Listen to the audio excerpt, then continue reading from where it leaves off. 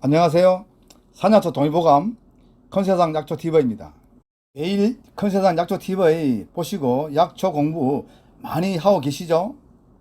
아주 특별한 약초보다는 우리 생활 주변에 흔하고 우리 시청자 여러분들이 활용하기 쉬운 이러한 약초 위주로 저는 꾸준하게 방송해 드리겠습니다. 혹시 아직도 컨세상 약초TV 구독 안 누르신 분은 지금 화면 중간에 빨간 글씨 구독 눌러주시고 엄지척 좋아요는 매 프로에 한 번씩 눌러주십시오. 저는 더 좋은 방송으로 보답해 드리겠습니다. 일일 약학, 오늘은 버섯입니다.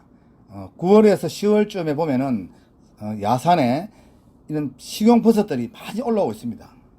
그 중에서 약효 좋고 맛 좋은 식용이고 약용 버섯을 쓰는 뽕나무 버섯 부치입니다.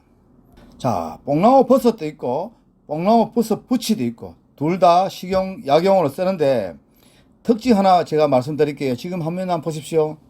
버섯 대에 가라지 같은 턱받이가 있으면 뽕나무 버섯이고 없고 대가 좀 매끈하면은 그냥 뽕나무 버섯 부치라 그러죠. 사실 뽕나무 버섯이나 뽕나무 버섯 부치는 거의 흡사합니다. 뭐 둘 다 굳이 꼭 구별 안 해도 되고요.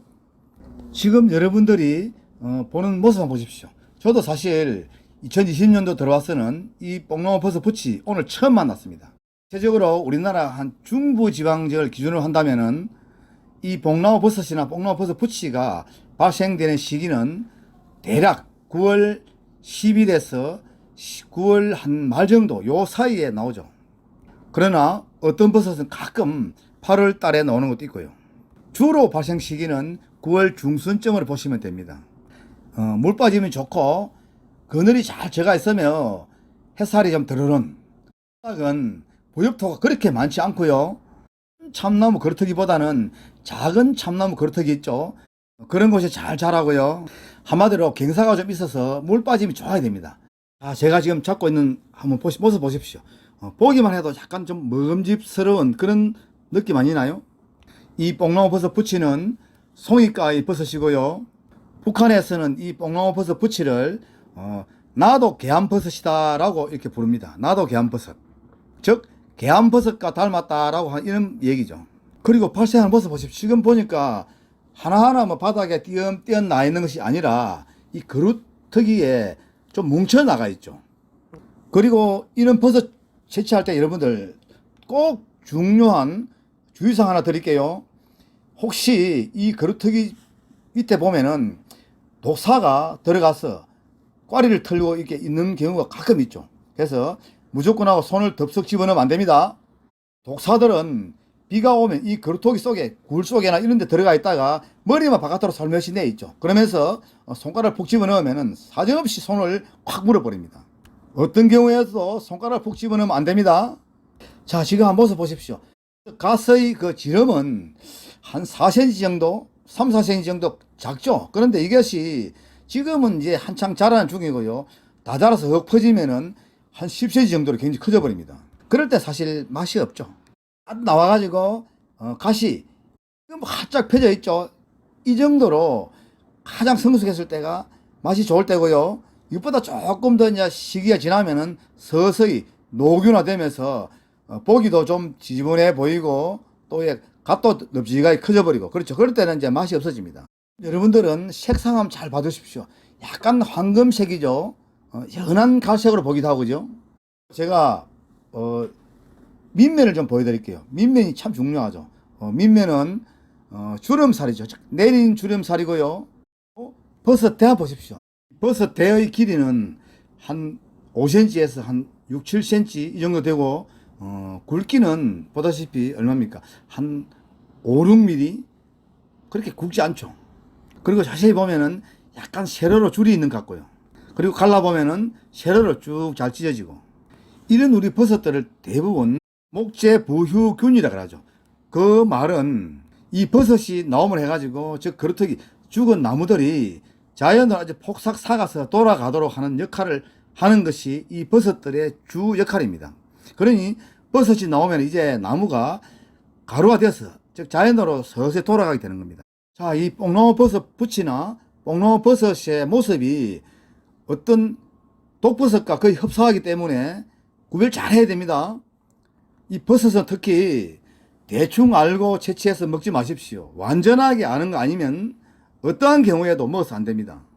같은 버섯도 나오는 시기와 또는 뭐 장소에 따라서 모양이 거의 똑같진 않죠. 비슷하거나 아니면 틀릴 수도 있기 때문에 완전히 아는 거 아니면 절대로 사용하지 않습니다. 뽕나무 버섯 부치의 약성은 찬성질이죠. 물론 이것 말고 다른 버섯도 대부분은 찬성질입니다. 그리고 이것뿐이 아닌 야생에 있는 모든 버섯은 약간의 독이 있죠. 맛은 단맛이고요. 그리고 이 뽕나무 버섯 부치의 효능은 열을 내려주고 고혈압, 당뇨, 우울증, 불면증에도 이 버섯이 참 좋습니다. 그리고 요즘 연구 결과에 보니까 항암 성분도 매우 뛰어나고요. 그 중에 이 뽕나무 버섯의 주 약효는 천식입니다. 즉 천식 환자에게 아주 좋다. 배를 맑게 해서 기침을 좀, 그리고 목에 낀 누런 가래를 삭혀주는 거담 작용도 아주 뛰어납니다. 다시 말씀드릴게요. 이 버섯의 이름은 정확하게 뽕나무 버섯 부치. 약성은 찬성질이고 맛은 달며 약간의 독이 있다. 효능은 다른 것도 다 좋지만은 천식이 좋다. 즉 윤폐작용, 즉 폐를 맑게 해주고요.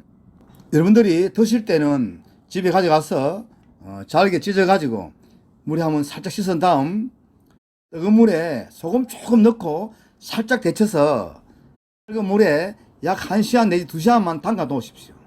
그 다음에는 호박도 좀 썰어 넣고 풋고추 좀 썰어 넣고 전골 해 먹으면 아주 좋죠. 아니면 햇빛에 아주 바짝 말리 놨다가 1년 내내 된장국 끓일 때 먹어도 좋고 버섯 전골해도 참 좋죠.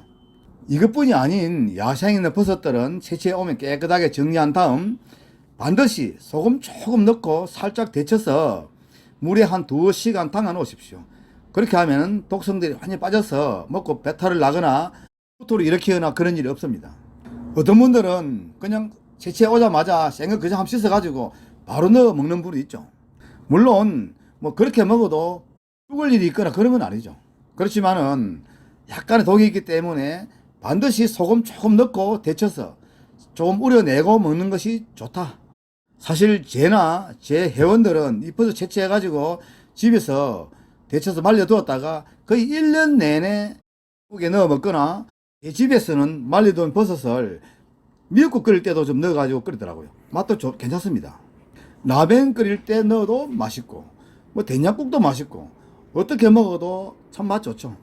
약용으로 드실 때는 달여 가지고 그 버섯 물을 냉장고 넣어 두었다가 식후에 조금씩 드시는 겁니다. 자, 이 뽕나무 버섯 부치 어디가 좋다 그랬죠? 천식 환자에게 가장 좋다. 즉 윤폐작용, 폐를 맑게 해준다. 그리고 우울증, 불면증 또는 고혈압 환자에게도 아주 좋다. 그리고 칼로리가 낮아서 다이어트 하시는 분에게도 참 좋고요. 자, 우리 주변에 조금만 여러분들 한번 활동해 보시면은 야생 버섯 좋은 것 많이 있습니다. 많이 채취하시어 여러분들 모두 건강하십시오. 저는 한국전통약초연구소 소장입니다.